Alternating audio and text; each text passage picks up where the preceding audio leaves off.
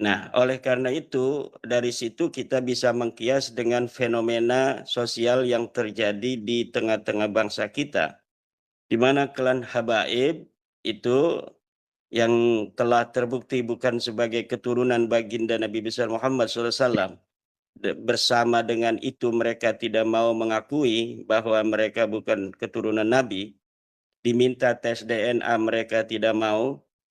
Nah, dengan kita bersedekah kepada para kabaib ini dalam keadaan mereka tidak mengakui bahwa mereka bukan cucu Nabi, saya kira ini termasuk al-i'anah 'alal maksiat, membantu orang untuk berbuat maksiat. Jadi sudah waktunya seluruh umat Islam di Indonesia untuk memboikot para habaib dari setiap acara-acara habaib. Kalau mengundang sholawatan dari sisi suara Said Zulfikar, Roma Irama lebih indah daripada suara para habaib. Mimbar-mimbar Rasulullah hari ini dikuasai oleh orang-orang yang tidak berilmu dari klan-klan habaib. Di mimbar-mimbar Rasulullah diisi caci maki oleh kelompok para kabaib Balawi ini. Pengkhianat bangsa, pengkhianat negara, pengkhianat rakyat kamu Jokowi. Kamu kalau ketemu Jokowi kamu buka celananya itu. Jangan-jangan head Jokowi itu. Kayaknya banci tuh. Kalau ada kamu di sini yang kemarin pilih dia, tanggung jawab dunia akhirat kamu. Tukang mebel kamu pilih jadi presiden, begitu jadinya tuh.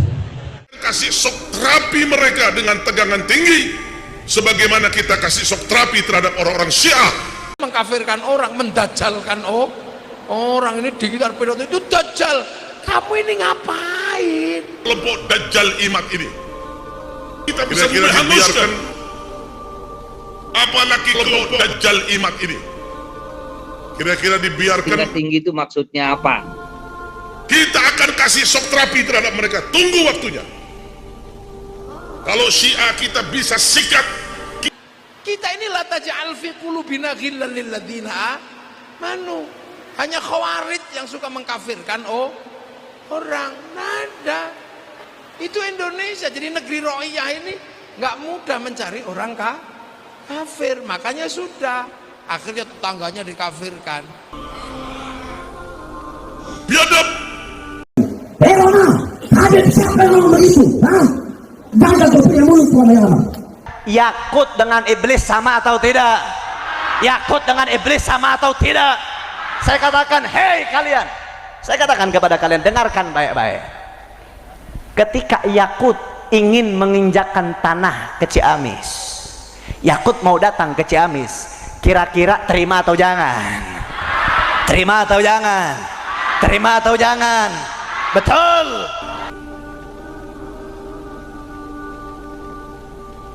Lihat, saya kasih peringatan terhadap kelompok-kelompok imat dan kelompoknya. Suatu hari saya akan kasih shock terapi dengan tegangan tinggi kepada saya. Sehingga para mukibun-mukibin mereka juga sekarang biasa mencaci maki. Kenapa? Karena tauladan mereka, para kabaib Balawi ini suka mencaci maki di atas mimbar. Dan lain-lain yang seruang mana itu terhadap klan Habib Balawi. Namun sebelum kita masuk ke perbincangan, saya mohon kepada Gus Fuad dan Kiai Imad untuk menyapa audiens terlebih dahulu secara singkat saja. Dipersilakan. Assalamualaikum, salam Pancasila, salam sejahtera untuk kita semua. Ini ada sahabat saya Kiai Imaduddin dan yang luar biasa gitu, yang memberikan arah pencerahan kepada bangsa Indonesia dan umat Islam pada umumnya dengan tesisnya itu. Dan juga Mas Rifki Zulkarnain, Pemret Gus Fuad Channel. Monggo dilanjut. Assalamualaikum warahmatullahi wabarakatuh. Kepada seluruh subscriber Gus Fuad Channel di seluruh dunia, saya sampaikan Assalamualaikum warahmatullahi wabarakatuh. Semoga semua sahabat-sahabat di seluruh dunia dalam keadaan sehat walafiat, banyak rezeki, dan mudah-mudahan kita senantiasa diberikan perlindungan oleh Allah Subhanahu wa taala dari kejahatan orang-orang yang ingin berbuat jahat kepada kita, dan keluarga kita semoga seluruhnya diberikan sehat walafiat, barokah panjang umur dan banyak duitnya. Amin. Terima kasih. Baik.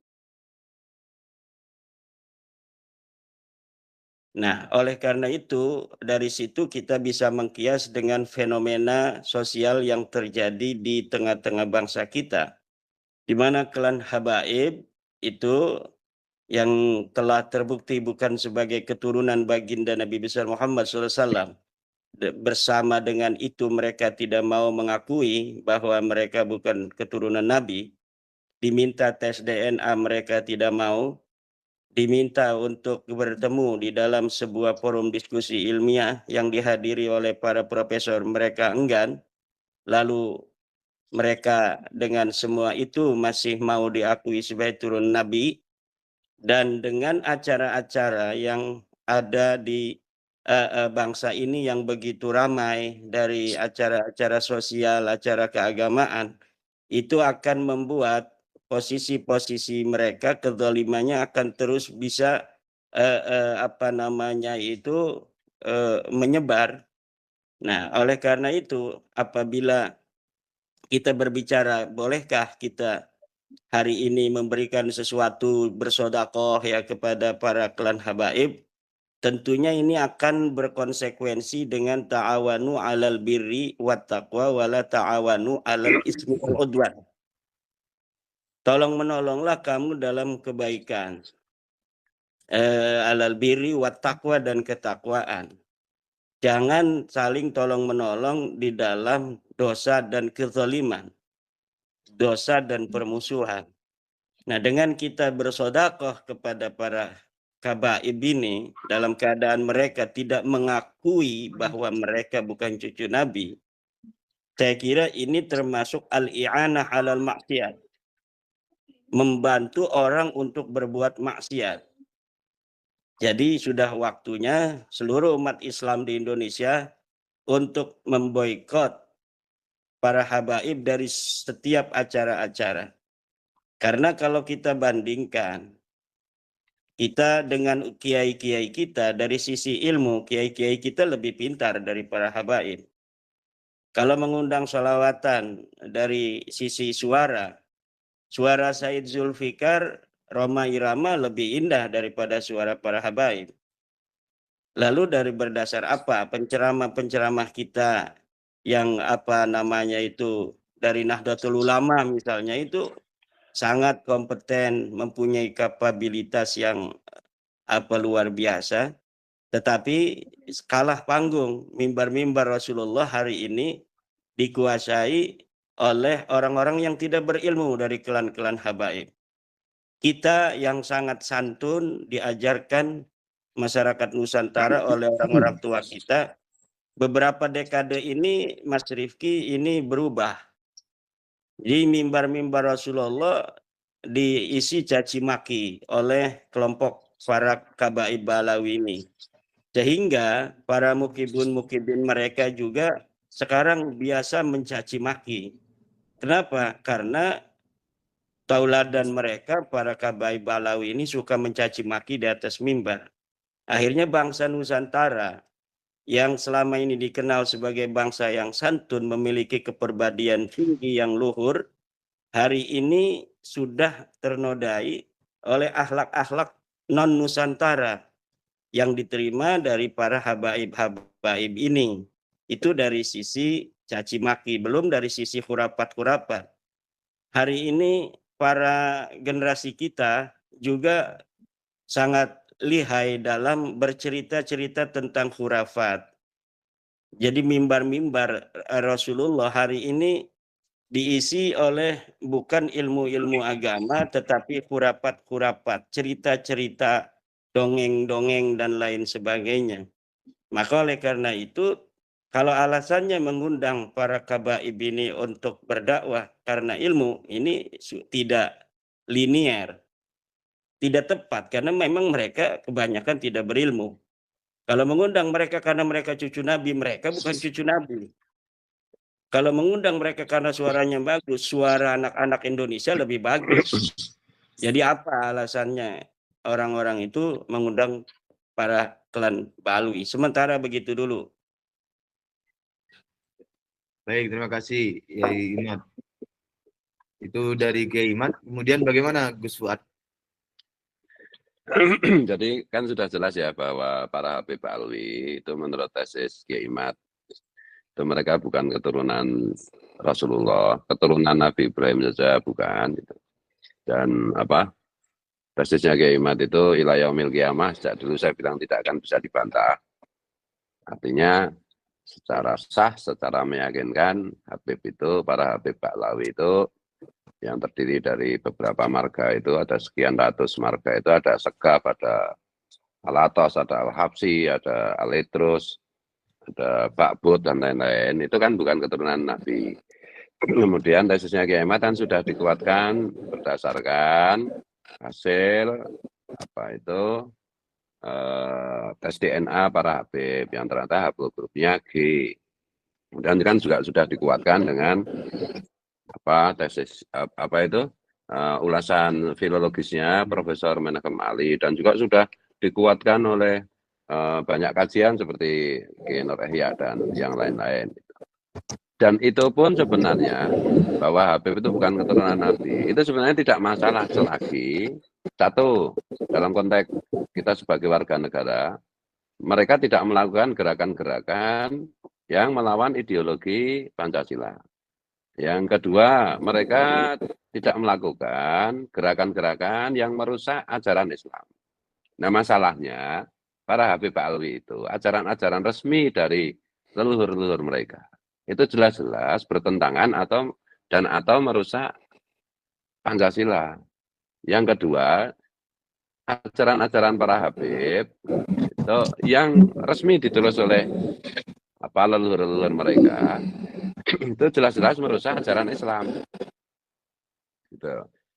Jadi kita pahami itu Israel saja yang dalam tanda petik itu bisa dibilang hanya merebut tanahnya orang Palestina saja dengan berbagai macam varian kekejamannya, itu MUI berani membuat fatwa boikot. Artinya boikot itu kan haram. Nah, apalagi Habib ini, saya itu kadang-kadang heran, MUI itu mau ngurusi, yang pertama itu yang diurusi kan harusnya kan Indonesia. Lawang Palestina aja diurusi, mau soal Indonesia nggak diurusi. Sampai hari ini saya tidak mendengar MUI punya fatwa mengenai Habib ini. Jadi yang pertama ini sahabat saya Kiai Imad kan juga anggota MUI Banten, itu yang pertama saya gugat sahabat saya. Ya, tapi kan sahabat saya Kiai Imad juga nggak bisa disalahkan, MUI kok wilayah kok MUI pusatnya aja gitu kan gitu.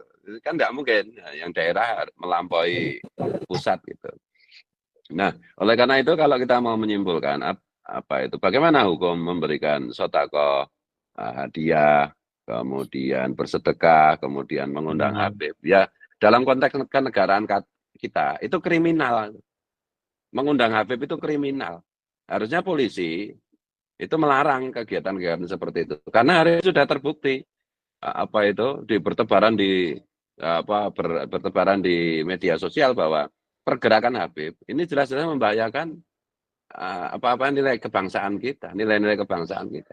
Jadi mengundang Habib, bersedekah kepada Habib, mendatangi majelisnya Habib, itu dalam perspektif hukum kenegaraan kita itu kriminal, itu bahkan subversif itu. Tuh. Nah, dalam konteks kita sebagai umat beragama, ya jelas haram. Tadi kan Kiai Imad sudah mengutip wata'awanu 'alal birri wat taqwa wa la ta'awanu 'alal ismi wal 'udwan. Jadi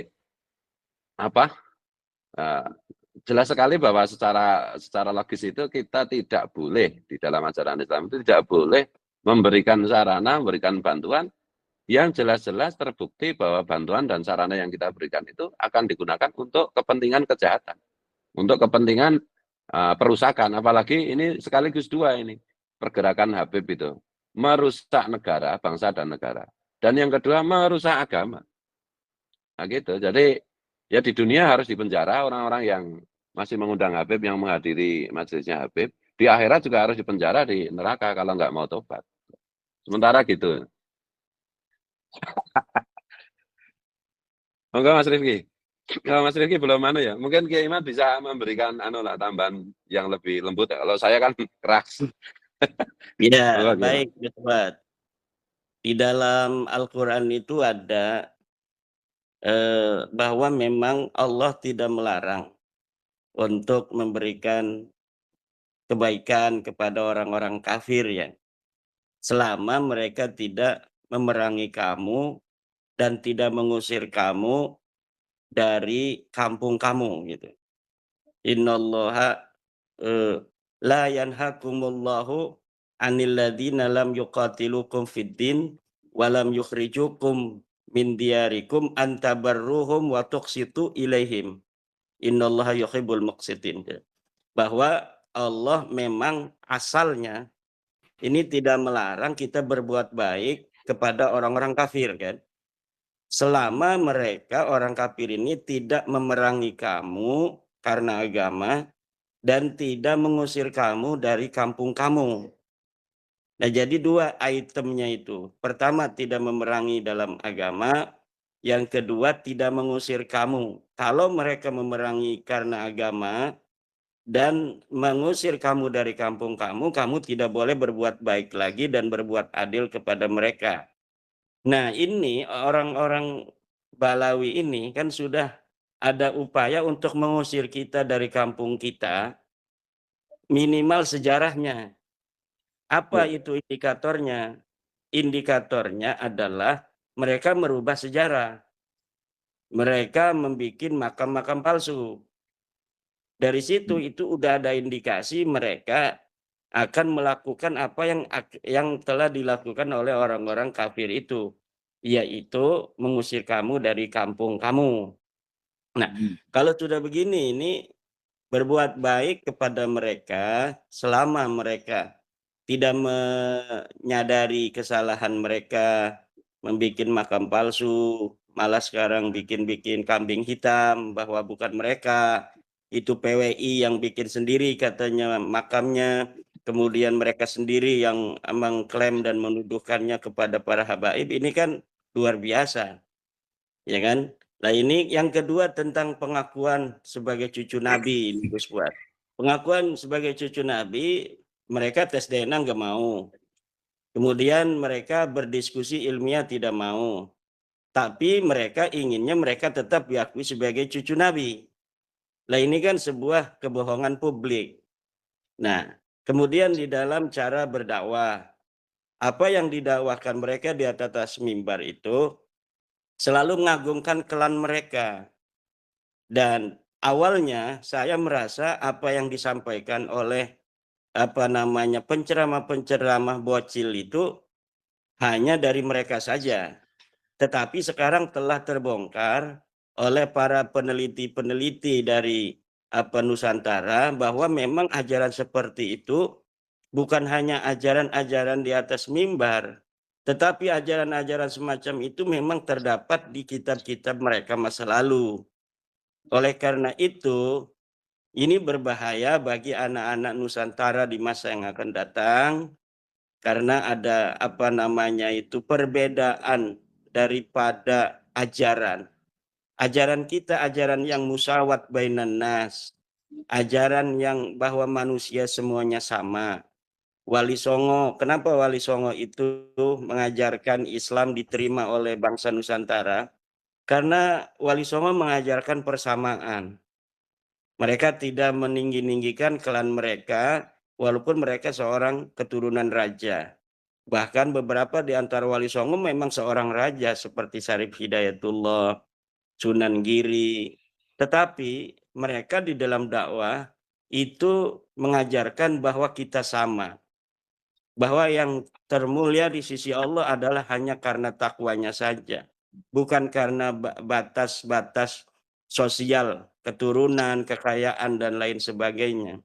Tetapi hari ini ada orang berupaya untuk menjadikan bangsa Nusantara sebagai hamba-hamba mereka. Bangsa-bangsa Nusantara dijadikan sebagai kelas 2 di dalam sisi biologis.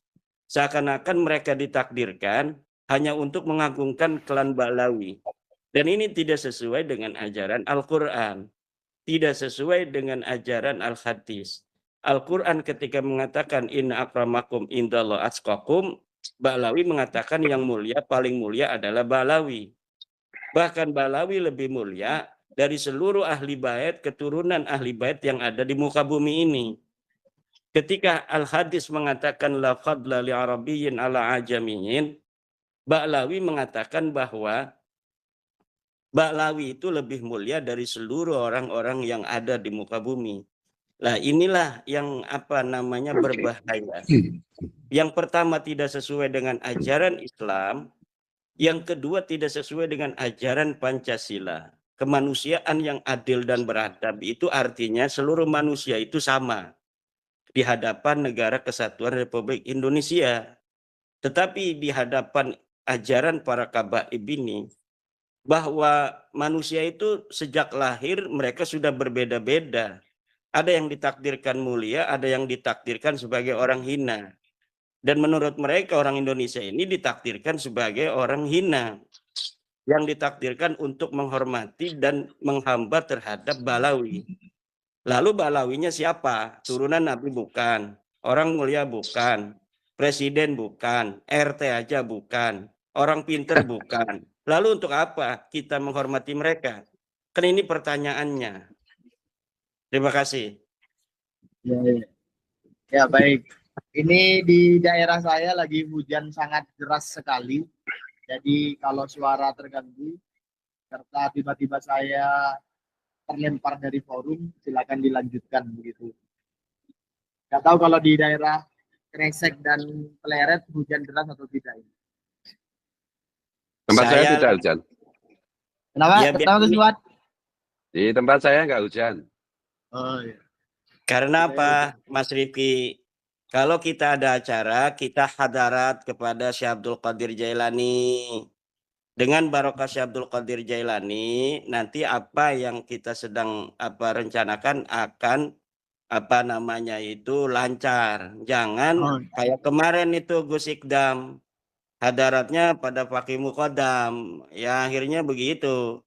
Begitu pula itu Mas Rifki karena kan NU-nya NU Muhammadiyah, jadi setengah NU setengah Muhammadiyah, ini lupa untuk baca hadarat pada Syekh Abdul Qadir Jailani ini. Kagak, ini saya klarifikasi. Saya setiap hari tawasul ke Syekh Abdul Qadir Jailani dan Wali Songo. Alhamdulillah. Ya. Alhamdulillah. Saya ke Fakih Muqaddam tidak kenal. Saya kenal Fakih Muqaddam itu baru aja pas polemik nasab ini. Fakih Muqaddam itu siapa sih gitu? Orang dari mana? Orang RT mana? Gitu. Betul-betul saya di situ tidak kenal sama sekali dengan Fakih Muqaddam. Gitu. Dan di tradisi keluarga kami juga tidak kenal itu. Siapa itu Fakih Muqaddam itu? Gitu. Baik, ini karena betul-betul sangat deras. Suara saya jelas enggak ya? Jelas banget toh. Jelas. Oke, baik. Saya berarti secara singkat bisa saya simpulkan bahwa hukum memberi, bersedekah, mengundang, dan seruang lingkup mana itu mendukung kepada klan Habib Ba'lawi itu adalah hukumnya haram, begitu ya? Puspa dan Yaiman? Iya. Ya. Haram dan kriminal. Apakah bisa saya simpulkan bahwa mereka yang memberi, mengundang, dan lain-lain kepada klan Habib Ba'lawi itu mendukung terhadap upaya-upaya penjajahan klan Habib Ba'lawi terhadap bangsa dan negara Indonesia, serta turut serta dalam upaya melakukan ancaman-ancaman fatal terhadap bangsa dan negara Indonesia? Betul. Jadi siapapun yang mendukung Habib, yang mengikuti Habib, itu berarti dia adalah bagian dari orang yang mendukung rusaknya bangsa kita, orang yang mendukung khilafah, orang yang mendukung kerusakan Pancasila, dan juga sekaligus bagi orang yang masih beragama, orang yang mendukung rusaknya Islam. Orang yang mau merobohkan Islam itulah pendukung para Habib dalam bentuk apapun, termasuk hanya sekedar menghadiri, apalagi membantu mengundang. Dan saya heran ini ya, kalau kebenaran itu sudah disampaikan berkali-kali, Kiai Imad dan kita semuanya itu sudah menyampaikan berkali-kali. Tidak juga digubris, karena sebagian dari orang yang merasa dirinya Kiai Gus, karena kepentingan-kepentingan duniawi, mereka terus-menerus menolak seruan kebenaran ini. Artinya mereka terus-menerus membiarkan umat dalam keadaan kesesatan. Itu resikonya kan besar. Saya itu kadang-kadang itu mulai takut gitu ya, mulai takut apa itu kalau ini diteruskan dan kiai-kiai yang karena kepentingan duniawi tidak mau bicara mengenai mana yang benar, mana yang salah, mereka karena kepentingan duniawi mereka masih membela Habib, artinya membiarkan publik untuk tolong-menolong dalam ismi wal ngudwan. Saya itu khawatir kalau Tuhan murka kepada bangsa ini. Gitu. Iya, saya khawatir kalau tiba-tiba ada satu tempat tenggelam misalnya. Ini kan baru tenda yang diambrukkan. Ini kan baru nama baik Gus Miftah yang diambrukkan oleh Allah. Nah ini peringatan-peringatan ini sudah mulai diberikan Allah sedikit-sedikit. Tetapi kok saya melihat masih terlalu banyak elit agama, terutama tentu saja karena kaitannya dengan Islam ya. Elit agama Islam yang disebut dengan Gus, yang disebut dengan Kiai, yang disebut dengan Ajengan, yang disebut dengan Tuan Guru. Itu kok tidak takut gitu loh. Kok terus membiarkan masyarakat menjadi bagian dari tangawanu alal ismi wal ngudwan itu. Nah ini kalau Allah murka gimana? Karena ada data yang pernah kita akses gitu, bahwa bencana-bencana alam di Indonesia itu ternyata linear dengan tingkat kadronisme atau radikalisme beragama. Jadi misalnya di daerah saya yang Bantul tahun 2006 terjadi gempa itu ternyata pada tahun-tahun itu memang Bantul itu di daerah saya itu kadronisme, radikalisme itu sedang kuat-kuatnya. Makanya Gus Dur bilang ketika ditanya di TV itu kenapa ada gempa di Bantul? Ya mungkin karena Nyai Roro Kidul disuruh dipaksa memakai jilbab kan itu. Guyonnya Gus Dur itu. Nah ternyata ada pola yang diteliti oleh BNPT bahwa kejadian-kejadian fenomena alam ini kok kebetulan apa gimana? Itu kok terkait dengan itu. Nah ini ketika Kiai Imad menyampaikan kebenaran mengenai batalnya nasab para Habib, ini seolah-olah gitu. Saya perhatikan tuh para Habib itu dan dibantu oleh budak-budaknya yang terdiri dari beberapa kiai, beberapa ustadz, beberapa tuan guru, beberapa ajengan, beberapa abuya yang karena kepentingan duniawi ya mereka membudakkan diri kepada Habib, malah seolah-olah menggerakkan di dunia offline, di dunia kultural untuk menunjukkan kepada kita semua dan kepada Allah SWT untuk menantang kebenaran. Saya heran itu. Apa ini nggak takut gitu loh. Dan saya juga heran sampai hari ini pemerintah kok ya tidak melakukan keputusan-keputusan dan tindakan-tindakan yang signifikan.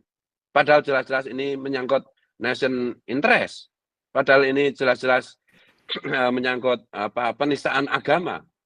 Ini makanya beberapa hari ini itu saya karena mulai rasa takut itu mulai meninggi gitu. Saya sampai nggak bikin vlog macam-macam. Karena kok terus-menerus kayak begini gitu loh.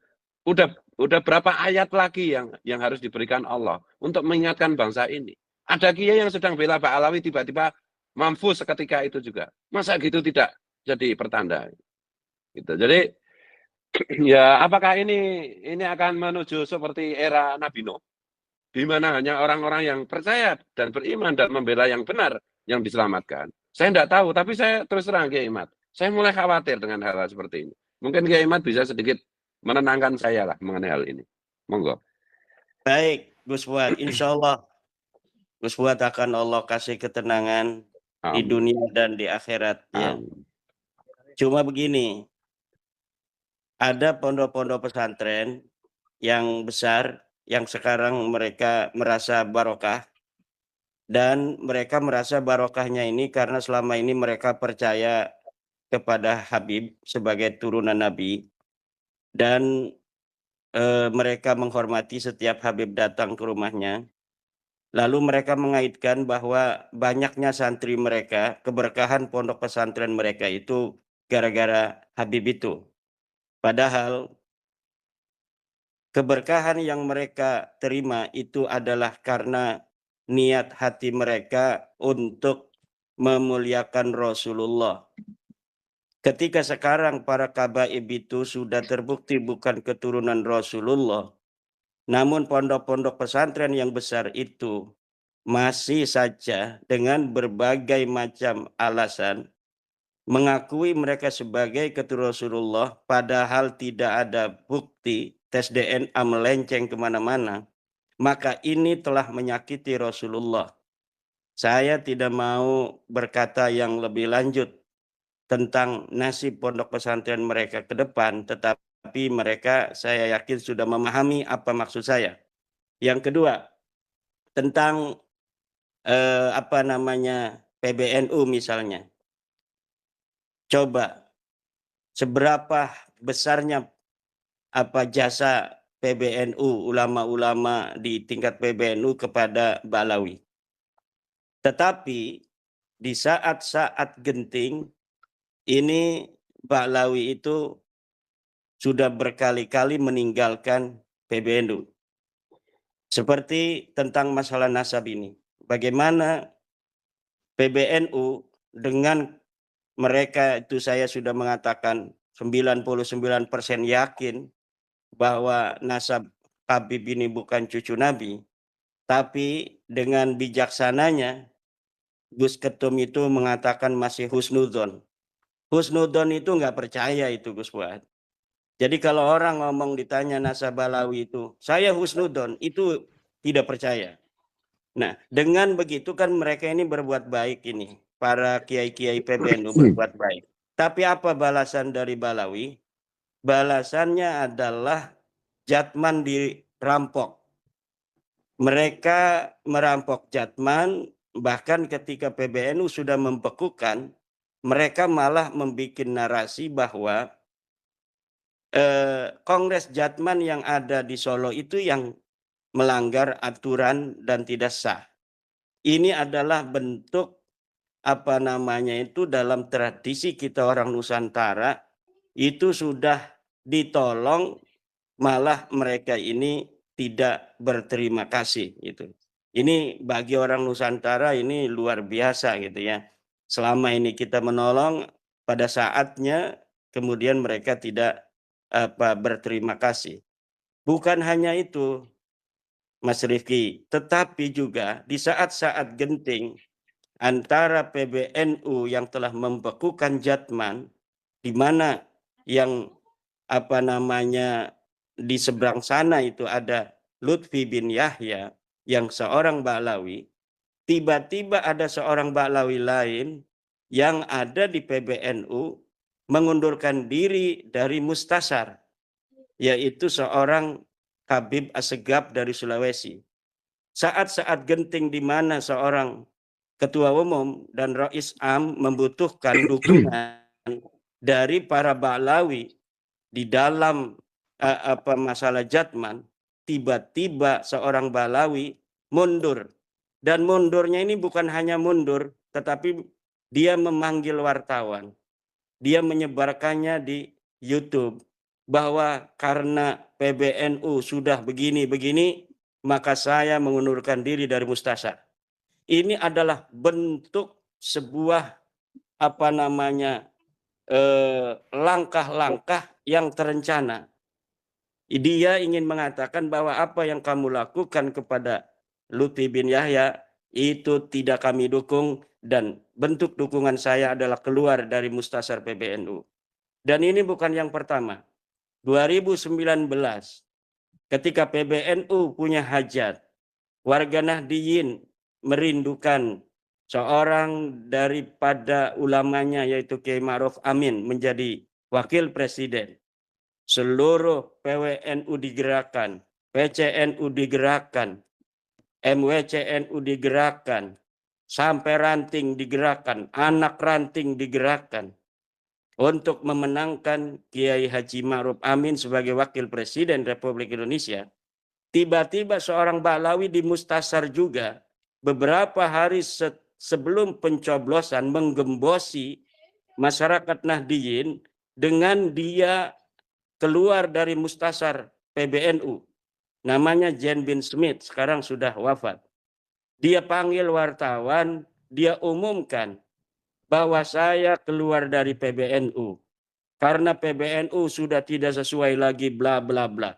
Ini adalah upaya penggembosan dari dalam agar Nahdlatul Ulama tidak bisa mencapai cita-citanya 2019 untuk menjadikan Kiai Ma'ruf Amin sebagai wakil presiden. Hari ini terulang kembali. Ketika PBNU sedang berhadapan dengan Lutfi bin Yahya, yang dia seorang Balawi, lalu seorang Balawi menggembosi dari dalam PBNU, dia keluar dari Mustasar dengan alasan bla bla bla. Ini yang selalu dilakukan oleh Balawi. Kemudian kita juga dengan segala apa yang telah kita katakan, selalu percaya dan yakin bahwa ada Allah di sana yang selalu mengawasi kita. Apa yang terjadi dalam 2 tahun terakhir ini tentang terbongkarnya nasab Balawi yang dimasifkan informasinya ketika kakak saya Gus Fuad ini dipersekusi. Dari situlah mulai booming itu tentang tesis saya bahwa Balawi bukan cucu Nabi. Sebelumnya sudah ada yang mengangkat Dr. Syafiq Hasyim, tapi tidak viral. Tapi viralnya ini dari tanah Jogja.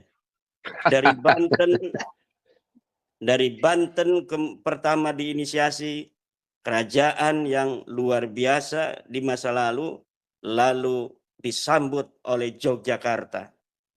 Nah, ini adalah rahasia Tuhan, rahasia Allah Subhanahu wa taala, di mana apa yang terjadi ini di luar ekspektasi kita, bahwa awal mulanya bagi saya adalah ketika saya sudah mengungkapkan kebenaran melalui penelitian ilmiah bahwa mereka bukan cucu Nabi, itu selesai. Tapi dengan terbongkarnya mereka bukan cucu Nabi, ternyata para ulama-ulama kita membongkar hal yang berbahaya lainnya, yaitu ajaran-ajaran mereka yang di luar nurul, ajaran-ajaran mereka yang khurafat, ajaran mereka yang rasis, ajaran mereka yang beda 180 derajat dengan ajaran NU. NU memang suka berziarah, tetapi cara ziarah NU tidak sama dengan Ba'lawi. Kiai NU, pusat kegiatannya adalah pesantren. Sedang Ba'lawi, pusat kegiatannya adalah kuburan. Mereka sering berziarah ke Wali Songo, tapi sembunyi-sembunyi. Artinya setelah berzikir, berdoa, ya selesai. Tetapi Ba'lawi menjadikan kuburan sebagai pusat acara mereka. Mereka menghiasi kuburan-kuburan mereka dengan bunga-bunga dan lain sebagainya yang tidak ada di dalam ajaran Islam. Yang ada dalam ajaran Islam itu adalah bagaimana kita menabur bunga agar bunga itu bertasbih. Ya, tapi bukan menghiasnya seperti kue ulang tahun begitu. Kemudian misalkan makam itu adalah luar biasa gitu untuk meninggikan klan mereka sendiri. Jadi apa yang mereka lakukan untuk orang mati itu adalah sebagai image untuk mereka keturunannya yang hidup itu. Jadi manfaat yang ingin mereka capai itu adalah dari kesan citra bahwa kami ini leluhur keturunan orang-orang mulia. Buktinya kuburannya aja kayak kue tar begini, kan begitu. Nah, ini saya kira berbagai macam penolakan masyarakat yang hari ini muncul dari Tulung Agung, dari Demak, dari berbagai daerah lainnya, di mana menolak kehadiran Ba'lawi di kota-kota mereka, ini adalah sebuah pertanda bahwa memang kehadiran mereka sudah tidak diharapkan lagi bagi bangsa Indonesia ini. Terima kasih.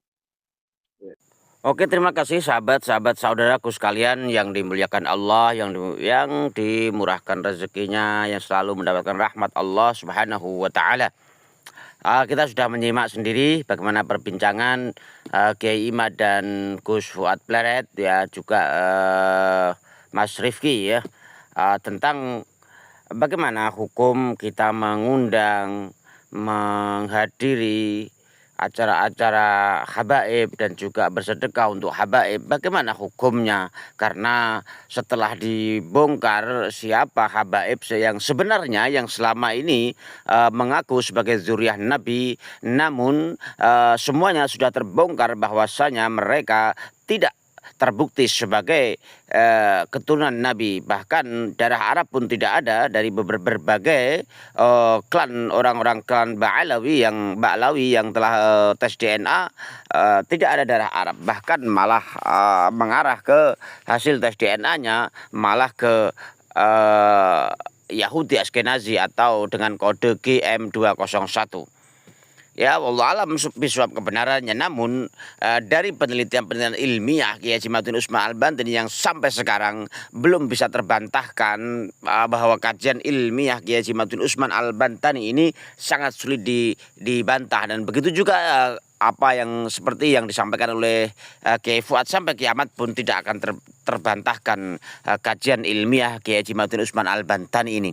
Dan juga setelah dibongkar juga akhir-akhir ini ada juga para Gus Lora dari Madura, yaitu Kiai Haji Ja'far, ya, dan Gus Hasan As-Syarif dan beberapa teman-teman yang bahkan malah mengarahkan Ba'lawi ini, keturunan Ba'lawi ini malah mengarah ke keturunan Ubaid Al-Mahdi yang sempat menguasai Maroko, Afrika dan sebagian Mesir, ya, yang beberapa generasi menyebut keluarga mereka dengan Bani Fatimiyah, ya, yang akhirnya juga dirobohkan oleh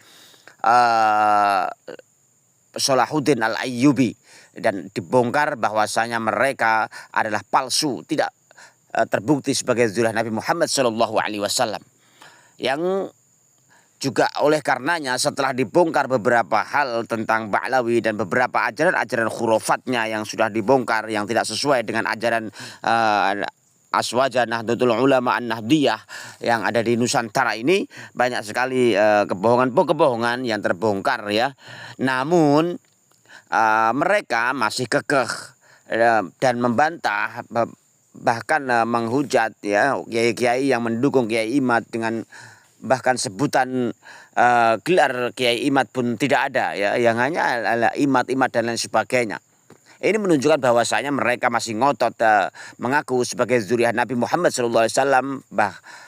Namun di balik pengakuannya mereka tidak punya bukti yang sangat kuat, ya, yang bisa membantah kajian Kiai Haji Ma'ruf Usman Al-Bantani. Oleh karena itu dengan kekehnya mereka ini, ya, memang selayaknya seperti yang disampaikan oleh Kiai Haji Ma'ruf Usman Al-Bantani, kita mengundang habaib, memberi sedekah kepada habaib dan juga menghadiri majelis habaib. Ini berarti kita membantu kepada kemaksiatan yang telah mereka lakukan. Inilah semoga kita semua paham, ya, saudaraku sekalian, dengan kondisi-kondisi yang terjadi di negara ini, di Nusantara ini khususnya, dan umumnya untuk agama Islam secara umum, ya. Oke, saudaraku sekalian, semoga kita semua senantiasa dalam lindungan Allah, dimudahkan segala urusan kita. Semoga Allah juga selalu senantiasa merahmati kita semua. Wallahul muwaffiq ila aqwamit thoriq. Wassalamualaikum warahmatullahi wabarakatuh. Jum'ah yang dirahmati Allah, akhir-akhir ini di negara kita terjadi fenomena yang luar biasa, membuat kita terhenyak, kaget, dan seolah tidak percaya dengan hasil penelitian yang dilakukan seorang kiai pribumi Indonesia asal Banten yang menyatakan batalnya nasab habaib yang ada di Indonesia. Batalnya nasab mereka disebabkan oleh kakek moyang mereka yang bernama Ubaidillah. Tidak ditemukan bukti yang mengkonfirmasi sebagai anak Ahmad bin Isa yang bersambung sanadnya kepada Rasulullah Shallallahu Alaihi Wasallam dalam beberapa kajian ilmu. Begitu juga melalui hasil uji tes DNA, mereka juga tidak terkonfirmasi sebagai keturunan Rasulullah Shallallahu Alaihi Wasallam yang diperoleh dari beberapa golongan klan mereka. Dan sampai sekarang kajian Kiai asal Banten itu belum terbantahkan, dan artinya selama belum ada yang membantah dengan ilmiah pula, maka kajian Kiai Imaduddin itu akan terus menjadi kebenaran sampai ada yang mampu membantahnya dengan dalil-dalil yang kuat. Untuk sampai sekarang ini mungkin yang bisa membantah kajian Kiai Imaduddin ini adalah hasil uji tes DNA yang dilakukan oleh habaib di Indonesia ini, yang belum begitu banyak dilakukan. Melalui beberapa kajian kitab telah rasanya mustahil bisa ditemukan menurut beberapa yang membahasnya. Saudaraku sekalian yang dirahmati Allah, padahal kita tahu yang selama ini mereka begitu dicintai masyarakat karena keturunan darahnya, walau ada dari mereka yang bodoh sekalipun, tetap membuat masyarakat rela diperlakukan tidak selayaknya manusia yang memiliki derajat yang sama. Menganggap nasab mereka yang agung membuat oknum-oknum Habib ini banyak yang berperilaku sok paling mulia dan lain sebagainya, walaupun tidak memiliki ilmu dan ketakwaan di hadapan Allah Subhanahu wa ta'ala. Mungkin juga banyak karena penceramah-penceramah mereka yang mengatakan satu Habib bodoh lebih utama dari kiai yang alim sekalipun. Dan ternyata terbukti banyak dari mereka oknum-oknum yang merendahkan kiai-kiai alim yang tidak berasal dari golongan mereka, atau yang tidak memiliki nama habaib di depannya. Saudaraku sekalian yang dirahmati Allah, di balik semua ini pasti ada hikmah dan pelajaran yang besar dari polemik nasab ini. Pertama, kita harus sadar-sadarnya bahwa kita hanya hidup sebentar di dunia dan tidak ada yang perlu disombongkan dan merasa hebat dari orang lain. Allah Subhanahu wa ta'ala telah mengingatkan dalam Al-Quran surat Al-Isra ayat 37, wala tamshi fil ardi marha innaka lan takhriqal arda wa lan tablughal jibala tula. Yang artinya janganlah engkau berjalan di bumi ini dengan sombong, karena sesungguhnya engkau tidak akan dapat menembus bumi dan tidak akan mampu menjulang setinggi gunung. Saudaraku sekalian, ayat ini mengingatkan kepada kita agar tidak sombong dan menjauhi sikap membangga-banggakan diri serta merasa paling hebat dari orang lain, terlebih merasa hebat dari Sang Khalik Allah Subhanahu wa ta'ala. Kita diingatkan untuk menyadari kelemahan-kelemahan yang ada pada diri kita, bersikap rendah hati dan tidak bersikap sombong atau takabur. Sebab sebagai manusia yang memiliki kemampuan terbatas, kita tidak akan sanggup mencapai sesuatu di luar kemampuan diri kita. Sombong adalah satu dari sifat melampaui kemampuan diri dan juga melampaui sifat-sifat yang Allah Subhanahu wa ta'ala miliki. Allah melarang kita berjalan di muka bumi dengan sombong. Berjalan dengan sombong di muka bumi bukanlah sikap yang wajar, karena bagaimanapun kerasnya derap kaki yang dihentakkan di atas bumi tidak akan menembus permukaannya, dan bagaimanapun juga tingginya ia mengangkat kepalanya tidaklah dapat melampaui tingginya gunung. Dari segi ilmu jiwa, orang yang biasa berjalan dengan penuh kesombongan berarti dalam jiwanya terdapat kelemahan. Ia merasa rendah diri sehingga untuk menutupi kelemahan dirinya ia berjalan dengan sombong dan berlagak dengan tujuan menarik perhatian orang lain. Saudaraku sekalian, Dari segi ilmu jiwa, orang yang biasa berjalan dengan penuh kesombongan berarti dalam jiwanya terdapat kelemahan. Ia merasa rendah diri sehingga untuk menutupi kelemahan dirinya, ia berjalan dengan sombong dan berlagak dengan tujuan menarik perhatian orang lain. Bukan hanya satu firman Allah yang menegaskan dan mengingatkan untuk kita sombong dan merasa paling hebat sendiri. Dalam ayat lain Allah berfirman, wala tusa'ir khaddaka linnas wala tamshi fil ardi marha innallaha la yuhibbu kulla mukhtalin fakhur. Yang artinya janganlah memalingkan wajahmu dari manusia karena sombong, dan janganlah berjalan di bumi ini dengan angkuh. Sesungguhnya Allah tidak menyukai setiap orang yang sombong lagi sangat membanggakan diri. Al-Quran Surat Luqman 18.